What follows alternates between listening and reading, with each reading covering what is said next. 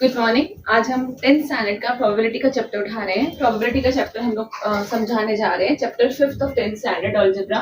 Probability का मतलब क्या है? अगर मैं प्रोबेबिलिटी को एक वर्ड में डिस्क्राइब करूं तो इट मींस पॉसिबिलिटी। पॉसिबिलिटी मतलब या तो चांसेस, जिसे मैं बोल सकती हूँ चांस। जैसे अगर मैं बोलती हूँ कि आज बारिश हो सकती है। हो सकती है मतलब क्या? हो भी सकती है, हो नहीं भी सकती है। मौसम कैसा है डिपेंड करता है कि बारिश हो सकता है बारिश नहीं हो। मैंने बहुत पढ़ाई की, मैंने एग्जाम्स दिए, अच्छा रिजल्ट आने के चांसेस है। मे बी मेरे 85% आए, मे बी मेरे 90 आए, मे बी मेरे 72 आए।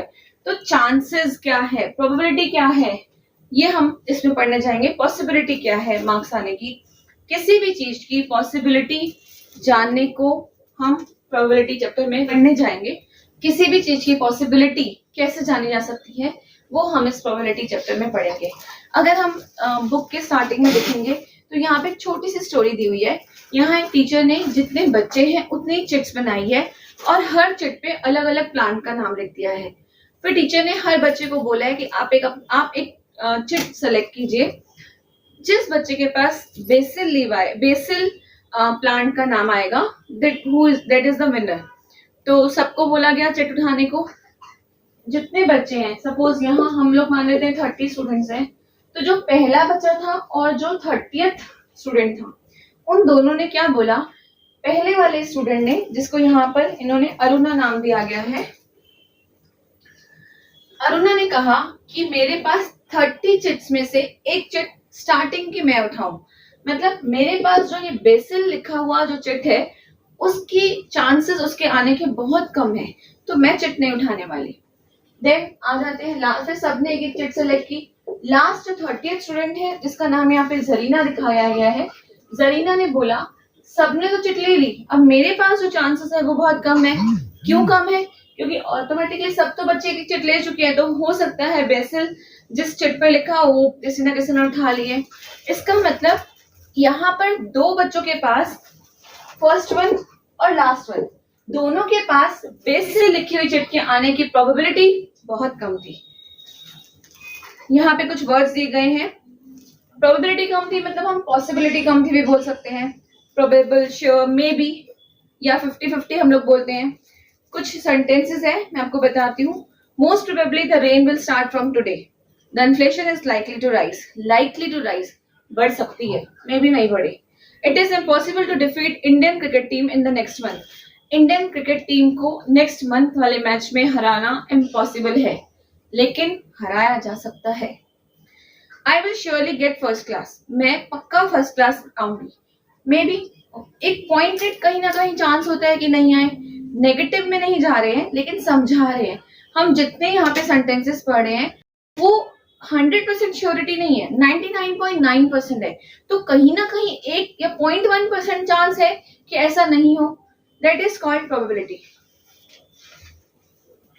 अब यहाँ पे हम देखते हैं, तो यहाँ पे दिया गया है एक कॉइन दिया गया है। कॉइन को अगर मैं थ्रो करती हूँ तो कॉइन में आने के चांसेस है? कॉइन में या तो हेड आ सकता है या टेल आ सकता है। मतलब हेड और टेल के आने के चांसेस इक्वल है, कुछ भी आ सकता है। अब सपोज देखिए, अ कॉइन इज टॉस्ड, आपके आने के चांसेस क्या है, हेड या टेल? ये जो बोल रही हूं आने के चांसेस क्या है, ये कहलाता है हमारा सैंपल स्पेस, जिसको हम एस करके रेफर करते हैं। अगर एक कॉइन उछाला गया तो सैंपल स्पेस क्या है, हेड टेल। अगर आपके 2 कॉइन्स उछाले गए, 2 कॉइन्स टॉस किए गए, तो आपका सैंपल स्पेस क्या है? लिखने का तरीका देखिए, ब्रैकेट। आप 2 कॉइन साथ में लीजिए, थ्रो कीजिए, HH। दोनों में हेड आ सकता है, दोनों में टेल आ सकता है। फर्स्ट में हेड, दूसरे में टेल आ सकता है, या सेकंड में हेड, सेकंड कॉइन फर्स्ट में टेल, या सेकंड कॉइन में हेड आ सकता है। इट मींस आपका सैंपल स्पेस हो गया HH, TT, HT और TH। H for head and T for tail. अब सैंपल स्पेस आपको समझ में आया होगा। सपोज अभी मैं एक डाई अगर उछालती हूँ, एक डाई थ्रो करती हूँ। अब देखिए, अ डाई इज थ्रोन, एक डाई अगर उछाला गया है, थ्रो किया गया है, तो आपका सैंपल स्पेस क्या होगा? आपको पता है डाई में 6 नंबर्स होते हैं। 1 2 3 4 5 6 7 नहीं आ सकता क्योंकि होते ही नहीं है। अगर आपको अब आपको सैंपल स्पेस समझ में आया होगा। अब बोलती हूँ number of sample space, that is called NS। Number of sample space मतलब सैंपल स्पेस में कितने एलिमेंट्स हैं, कितने नंबर ऑफ एलिमेंट्स हैं। यहाँ देखिए 1 2, it means number of sample space is 2। यहाँ देखिए नंबर ऑफ सैंपल स्पेस कितना हो गया, 1 2 3 4, दैट इज 4। यहाँ देखिए नंबर ऑफ S कितना हो गया, नंबर ऑफ S और number of sample space 6। Hope आपको सैंपल स्पेस समझ में आया होगा, आपको नंबर ऑफ सैंपल स्पेस का टॉपिक समझ में आया होगा। तो हम आगे बढ़ते हैं। देखिए सैंपल स्पेस की बात की, the set of all possible outcomes of a random experiment. आपको बताया गया set of possible outcomes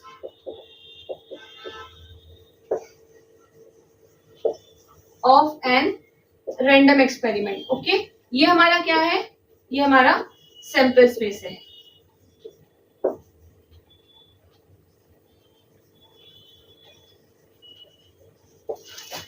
now it is denoted by S। आपको बताया मैंने, ये S करके डिनोट किया जाता है, या फिर एक ग्रीक लेटर है ओमेगा। इस तरीके से भी इसको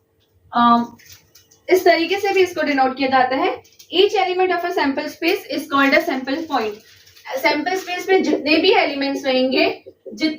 एलिमेंट्स रहेंगे इनको बोला जाएगा सैंपल पॉइंट। हम यहाँ पर एलिमेंट वर्ड यूज कर रहे हैं, सैंपल पॉइंट्स भी बोला जाता है इनको। The number of element in the set S is denoted by number of S। ये आपको बता चुके हैं, number of S करके इसमें कितने एलिमेंट्स है वो डिनोट किए जाते हैं। If number of S is finite, then the sample space is said to be a finite sample space। अगर इसमें यहाँ पर ये एंड हो गया, देखिए 5 के बाद एंड हो गया, मतलब ये जो मेरा सैंपल स्पेस है ये फाइनाइट सैंपल स्पेस है, मतलब खत्म हो रहा है, एंडिंग हो रहा है इसका। ठीक है, थैंक यू। ये तो आ गए हैं। देखिए हमने क्या पढ़ा अभी तक, हमने प्रोबेबिलिटी का मतलब पढ़ा। प्रोबेबिलिटी क्या होता है, जिसे मैंने आपको बताया कि पॉसिबिलिटी बोला गया है। सेकंड हमने क्या पढ़ा, हमने सैंपल स्पेस के बारे में पढ़ा और नंबर ऑफ सैंपल स्पेस के बारे में पढ़ा कि क्या होता है नंबर ऑफ सैंपल स्पेस। अब हम पढ़ते हैं रैंडम एक्सपेरिमेंट। रैंडम एक्सपेरिमेंट क्या, random experiment and outcome. Random experiment क्या, अगर देखा जाए तो अगर आपने एक डाई को उछाला, एक डाई थ्रो किया है, तो उसमें से आपके क्या आ सकता है। मैंने एक उसमें से कोई एक नंबर चूज किया डाई में से, तो सपोज मैंने 5 लिया, तो that is my random experiment. मेरा आउटकम क्या निकला 5। मैंने एक कॉइन उछाला, एक कॉइन थ्रो किया है, मैंने आपको बताया कि एक मैंने कॉइन थ्रो किया जिसमें मेरा हेड और टेल आया। ये मेरा हेड और टेल क्या था, ये मेरा सैंपल स्पेस था। तो जो मेरा आया दैट इज माय आउटकम। ठीक है, जो भी निकला, अगर डाई में 1 से लेके 6 तक निकले तो दैट इज आउटकम। आउटकम क्या आया, कुछ भी आ सकता है। मे बी मैंने 3 आया उसमें, मेरे डाई में 3, मे बी 5 आया हो, मे बी 4 आया हो, ऐसे कुछ भी आ सकता है, दैट इज द आउटकम। जरूरी नहीं है अगर आपने उछाला ही एक बार है तो एक ही नंबर आएगा ना, फिर वो एक नंबर क्या हो सकता है, कुछ भी हो सकता है। तो आपके आउटकम क्या है, कुछ भी हो सकता है।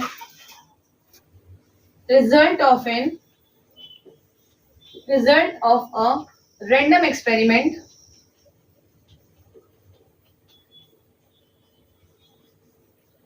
is known as outcome। Outcome क्या, किसी भी एक्सपेरिमेंट का जो रिजल्ट आ रहा है वो आउटकम है। फिर वो कुछ भी आ सकता है। अगर मैंने एक डाई के लिए बात किया, एक कॉइन के लिए बात किया, मैंने बहुत सारे बॉक्सेस ले लिए, उसमें मैंने कुछ बॉल्स डाल दी, या मैंने बहुत सारे स्टूडेंट्स का ग्रुप बना दिया, गर्ल्स अलग बॉयज अलग, फिर मैंने उनको एक रैंडमली किसी को बुलाया, तो ये जो भी एक्सपेरिमेंट, जो भी इसका रिजल्ट आ रहा है, जैसे मैंने अभी बॉल का एग्जांपल दिया कि मैंने बैग में बहुत सारी बॉल डाल दी और उस बॉल में से मैंने कुछ एक कलर की बॉल को चूज किया, तो that is a random experiment. फिर वो जो आया that is outcome. 1 coin is tossed, एक कॉइन को टॉस किया गया, करेक्ट। तो आपका सैंपल स्पेस क्या हुआ, H और T। Number of sample space कितना हुआ, 2। ओके, सेकेंड पे आते हैं। एक की जगह अभी लेते हैं 2 कॉइन्स। ये कुछ आपको देखने पड़ेंगे, आपके एग्जाम्स में आ सकते हैं इस तरीके से सम्स। 2 कॉइन्स आर टॉस्ड, इससे रिलेटेड तो बहुत आएंगे। सैंपल स्पेस, अब आपके 2 कॉइन्स उछाले गए हैं, तो दोनों में या तो HH आ सकता है या TT आ सकता है, HT और TH। तो it means number of S आपका क्या हुआ, 4। अब थर्ड ले लेती हूँ, 3 coins are tossed.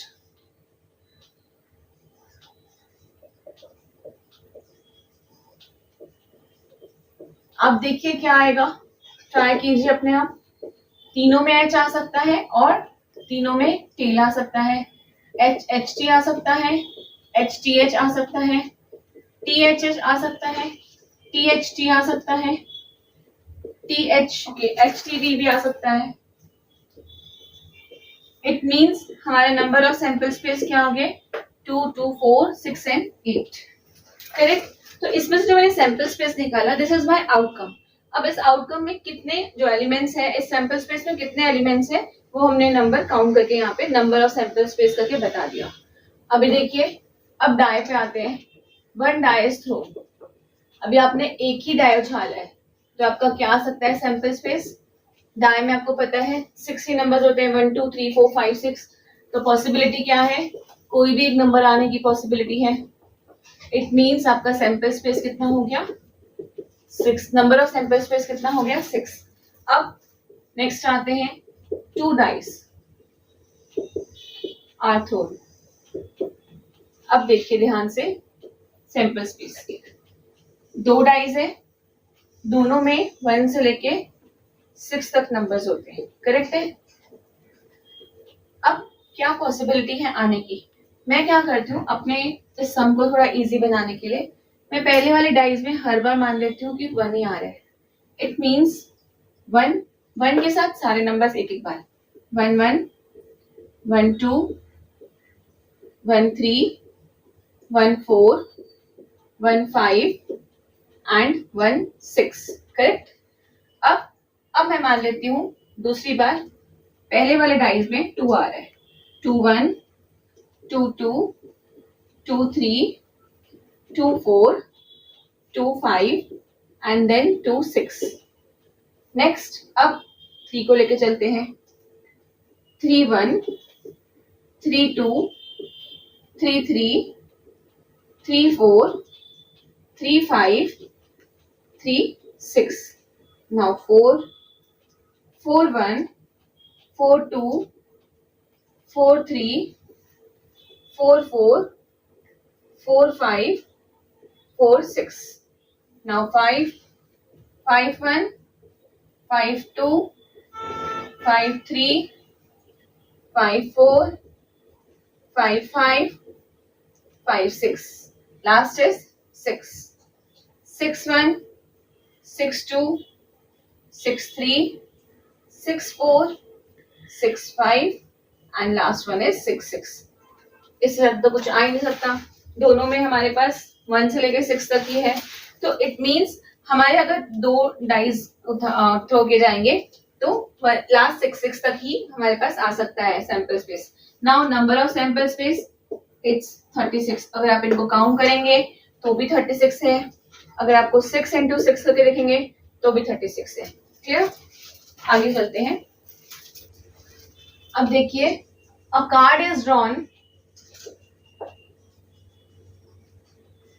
from a pack of cards, a pack of bearing numbers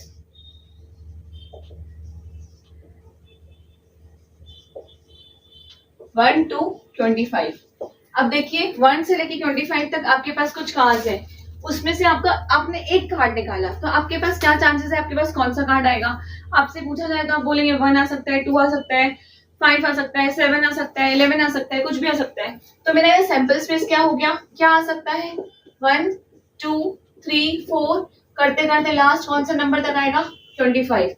it means number of sample space कितना हो गया मेरा, 25। ओके। अब देखिए, अ card is drawn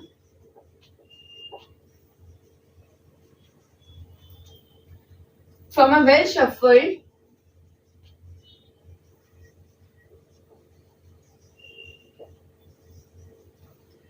pack of 52 playing cards.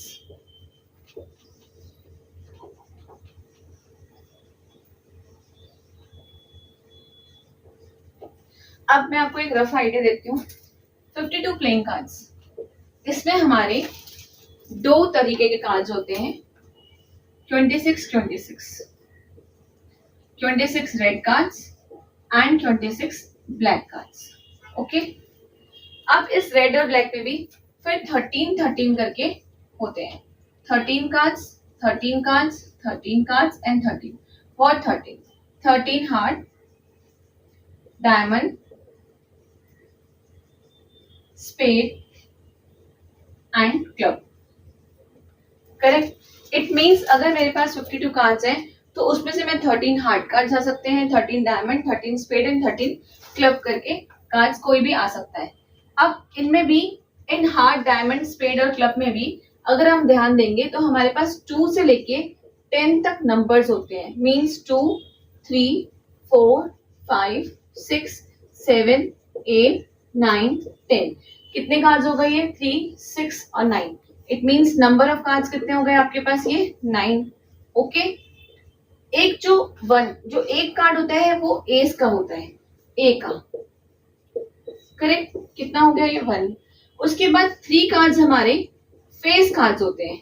Face cards किन्हें बोलते हैं? जैक, क्वीन एंड किंग को। टोटल देखिए 9, 10 एंड 3, 13। तो हर तरीके से, मतलब जब आप हार्ट की बात करेंगे देन आपके 9 तो 2, 3, 4, 5, 6, 7, 8, 9, 10 इस तरीके से होंगे। 9 तो मतलब 2, 3, 4, 5, 6, 7, 8, 9 ये कार्ड्स होंगे। देन उसमें एक एस कार्ड होगा, उसमें 3 फेस कार्ड्स होंगे। इसी तरह डायमंड में 2 से लेकर 10 तक नंबर्स होंगे, एक एस कार्ड होगा और 3 फेस कार्ड्स होंगे। सिमिलरली स्पेड और क्लब में भी 2 से लेकर 10 तक आपके नंबर्स होंगे, एक एस कार्ड होगा और 3 फेस कार्ड्स होंगे। करेक्ट। इस तरीके से टोटल 52 कार्ड्स बन जाते हैं। अब आप ये बहुत ध्यान से देखिएगा, ये बहुत इंपॉर्टेंट है और एग्जाम में आते हैं इसके बेसिस पे क्वेश्चंस। तो आपको मालूम होना चाहिए कि जब भी प्लेइंग कार्ड्स की बात करेंगे 52 कार्ड्स हैं, जब भी हम प्लेइंग कार्ड्स की बात करेंगे इसमें रेड और ब्लैक 26 है, फिर रेड में 13 हार्ट, 13 डायमंड, ब्लैक में 13 स्पेड और 13 क्लब है। उनमें किस तरीके से कार्ड्स डिवाइड किए गए हैं वो मैंने आपको समझा दिया। अब करना कैसे है वो बताती हूँ आपको। तो स्पेस की बात करती हूँ। डायमंड में क्या रहता है? Ace, then 2, 3, 4, 5, 6, 7, 8, 9, then jack, queen and king. ये हो गए मेरे 13 कार्ड्स। उसके बाद spade, same, ace, 2, 3, 4, 5, 6, 7, 8, 9, then Jack, Queen and King. Then heart, Ace, 2, 3, 4, 5, 6, 7, 8, 9, 10. Sorry, 10 भी आएगा. Then Jack, Queen, King. Then last one is club. Ace, 2, 3, 4, 5, 6, 7, 8, 9, 10. Then Jack, Queen and last one is King. ये मेरा हो गया sample space. अब इस sample space में number of sample space कितना हो गया आपका? कितने कार्ड्स है? 52। ओके। अगर आपको वो आगे की बात है, जब मैं आपको समझाऊंगी। अगर आपको पूछा जाएगा कि जैक कार्ड्स बताइए कितने आते हैं, तो आपके हर एक सूट्स में से, इनको हम सूट्स बोलते हैं, SUITS सूट्स। तो आपके हर एक सूट्स में से इसमें भी एक जैक है, इसमें भी एक जैक है, इसमें भी एक जैक है, तो इसमें भी एक जैक है। तो there are 4 jack in the 52 playing cards, there are 4 kings, there are 4 queen. इस तरीके से फिर आगे हम सम्स करेंगे। होप आपको ये समझ में आया होगा। 52 कार्ड्स होते हैं जिसमें 2 सूट्स होते हैं, red and black. Then red में भी 13 of heart, 13 of diamond, black में आपका 13 of spade and 13 of club. जिसमें आपको बताया गया एक एस कार्ड होता है, ए बोलते हैं जैसे 3। हाँ, ये आप ध्यान दीजिएगा कि जो जैक, क्वीन, किंग होते हैं ना, इनको फेस कार्ड्स कहा जाता है। अगर आप कार्ड्स आपने देखी हो तो इनमें पिक बनी होती है इनकी, तो इनको फेस कार्ड बोला गया है। जैक, क्वीन एंड किंग को फेस कार्ड बोला गया है। अब देखिए, ये कुछ पॉइंट्स आप ध्यान दीजिए। The sample space for a coin toss, एक कॉइन है, अ कॉइन इज टॉस्ड, अगर एक कॉइन को उछाला जा रहा है कितनी बार, चॉइस। पहले मैं इतना ही पढ़ के इसका सैंपल स्पेस निकालती हूँ।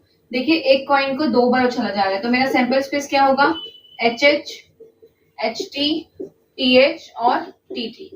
Sample space for a coin toss, जो कि मैंने ये निकाला, is same as that of 2 coins toss simultaneously. अगर 2 कॉइन्स साथ में उछाले जा रहे हैं, 2 कॉइन्स आर टॉस किए जा रहे हैं 2 कॉइन्स, तो मेरा सैंपल स्पेस क्या होगा, H H, H T, T H और टी टी। तो इट मीन्स अगर एक कॉइन को 2 बार उछालू, 2 बार टॉस करूं, या 2 कॉइन्स को साथ में टॉस करूं, साइमल्टेनियसली टॉस करूं, तो दोनों के सैंपल स्पेस सेम है। इसी तरीके से the sample space for a die roll, अगर एक डाई को चॉइस रोल किया जा रहा है, मतलब अ डाई इज रोल्ड ट्वाइस, तो इट मीन्स मेरा सैंपल स्पेस कितना होगा, 1 1, मेरा सैंपल स्पेस कितना होगा, 1 1 1 2, अभी आपको मैंने बताया लास्ट 6 6 तक पीछे। और अगर मैं 2 डाइस को रोल कर रही हूं, 2 डाइस आर रोल,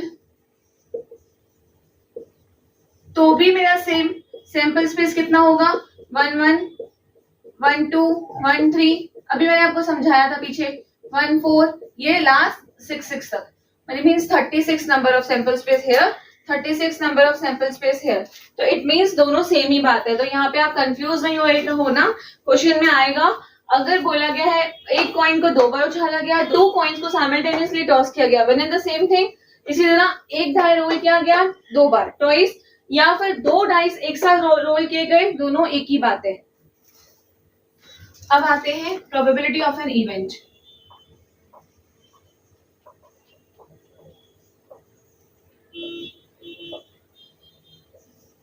इवेंट और प्रोबेबिलिटी दोनों आपको समझाती हूँ क्या है।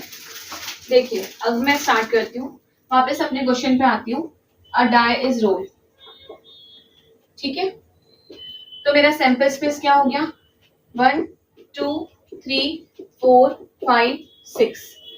अब मैं मान लेती हूँ एक इवेंट दिया हुआ है मुझे, जिसको मैं इवेंट ए करके नाम देती हूँ। इवेंट बोलूंगी या कंडीशन बोलूंगी, एक ही बात है। मुझे एक कंडीशन दी गई है, सपोज मुझे बोला गया है number comes up is a prime number. Hope आपको प्राइम नंबर तो पता ही होगा। प्राइम नंबर क्या होते हैं, जो खुद की टेबल में आते हैं, किसी और की टेबल से डिविजिबल नहीं होते, किसी और नंबर से डिविजिबल नहीं होते, किसी और की टेबल में नहीं आते। जैसे अगर मैं इसमें बात कर रही हूँ तो 2 किसी में नहीं आता, 3 किसी में नहीं आता, 5 किसी में नहीं आता। आप कहेंगे 1 भी किसी में नहीं आता, लेकिन 1 जो है वो एक ऐसा नंबर है जिसको हम प्राइम भी काउंट नहीं करते हैं और कंपोजिट भी काउंट नहीं करते। तो 1 is neither prime nor composite. अब मैं इस इवेंट की बात करती हूँ। देखिए event, number comes up is a prime number. जो भी हम इवेंट में एलिमेंट्स ले रहे हैं वो हमें हमेशा इस सैंपल स्पेस में से उठाना होता है। मींस अगर मैं इसके एलिमेंट्स अंदर लिखूंगी, इसके आउटकम क्या है वो लिखूंगी। प्राइम नंबर तो बहुत सारे होते हैं, लेकिन मेरे को सिर्फ इससे ही रेफर करने हैं। It means 2 3 and 5। Number of A is what, A is the event A 3। इसी तरीके से अगर मुझे आता है कोई कंडीशन दी गई है, इवेंट बी दिया हुआ है मुझे, number comes is a odd number, तो मेरा क्या हो जाएगा, इसमें आउटकम क्या हो गया। अगेन मैंने आपको बताया कि जो मैं इवेंट है वो मैं इस सैंपल स्पेस में से ही रेफर करती हूँ। तो इसमें मेरे ऑड नंबर्स कौन से हुए, 1 3 एंड 5, 1 3 एंड 5। तो मेरा नंबर ऑफ बी कितना हो गया, 3। होप आपको समझ में आएगा ये क्या है। आपको इवेंट और नंबर ऑफ इवेंट समझ में आए। अब ये बात ध्यान रखिएगा, इवेंट के जो हम आउटकम निकालते हैं वो हमेशा इस सैंपल स्पेस में से ही निकालने होते हैं और किसी से नहीं। अगर हम यहाँ बात करते हैं कॉइन इज टॉस, एक कॉइन आपका उछाला गया है, टॉस किया गया है, और तो आपका सैंपल स्पेस हमने क्या किया, एच एंड टी। सपोज हमारा इवेंट एक सी है, नो हेड टर्न्स अप, मतलब क्या, हेड नहीं आना चाहिए, नो हेड, हेड नहीं, तो मेरा इसमें आउटकम क्या हो गया, ओनली टी। नंबर ऑफ सी क्या हो गया 1। तो ये जो भी मेरा ये निकला इवेंट के एलिमेंट्स, इवेंट के आउटकम्स, ये मैंने इसी में से निकाले, सैंपल स्पेस में से। क्लियर? अब आती हूँ प्रोबेबिलिटी के ऊपर। प्रोबेबिलिटी कैसे निकाली जाती है? देखिए, प्रोबेबिलिटी का निकालने का फॉर्मूला है, जिस इवेंट की आप प्रोबेबिलिटी निकाल रहे हो, जैसे मैंने यहाँ पर ए दिया, तो ए इज मेरा ये वाला इवेंट है, इसकी प्रोबेबिलिटी की बात कर रही हूँ। जिस इवेंट की आप प्रोबेबिलिटी निकाल रहे हो, number of that event upon number of sample space. ये आपको ध्यान रखिए। अगर आप प्रोबेबिलिटी ऑफ बी इवेंट के निकाल रहे हो, तो it means number of B upon number of S. अगर आप सी की बात कर रहे हैं, प्रोबेबिलिटी ऑफ सी निकालेंगे, तो it means number of C upon number of S. यहाँ पे प्रोबेबिलिटी की डेफिनेशन देखो आपको क्या दी हुई है। इन mathematical language, when possibility of N expected event, ये जो भी इवेंट आपके एक्सपेक्ट किए गए हैं, इज एक्सप्रेस्ड इन नंबर, जब इनको हम इस नंबर में एक्सप्रेस कर रहे हैं, इसको बोलते हैं probability. It is expressed as a fraction और percentage using the following formula. ये जो आपका आंसर आएगा, ये या तो फ्रैक्शन में आएगा या फिर परसेंटेज में भी आ सकता है। देखिए कैसे निकालते हैं। अभी मैं प्रोबेबिलिटी ऑफ ए की बात करती हूँ। मैंने आपको फॉर्मूला बताया, number of A upon number of S. Number of A upon number of S निकालिए। Number of A is 3, number of S is, यहाँ पे नंबर ऑफ एस कितना था 6। कटिंग कीजिए 1/2, तो मेरी प्रोबेबिलिटी ऑफ ए हो गई 1/2। बी में बात करते हैं, number comes as odd number, यहाँ पे आपका नंबर ऑफ बी 3 आया। प्रोबेबिलिटी ऑफ बी निकालने के लिए आप क्या करेंगे, number of B upon number of S. Number of B is 3, number of S आपका तो 6 ही था। कटिंग कीजिए 1/2।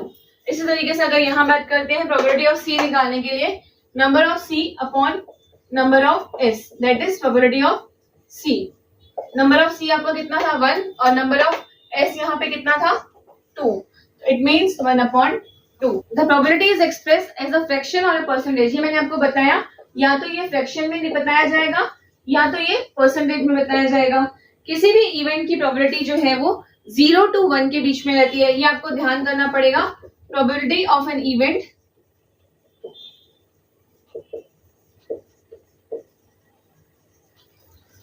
is from 0 to 1. It means 0% to 100%. 100% मतलब 100/100 कट होके 1 हो जाता है, इसके लिए बताया गया 1।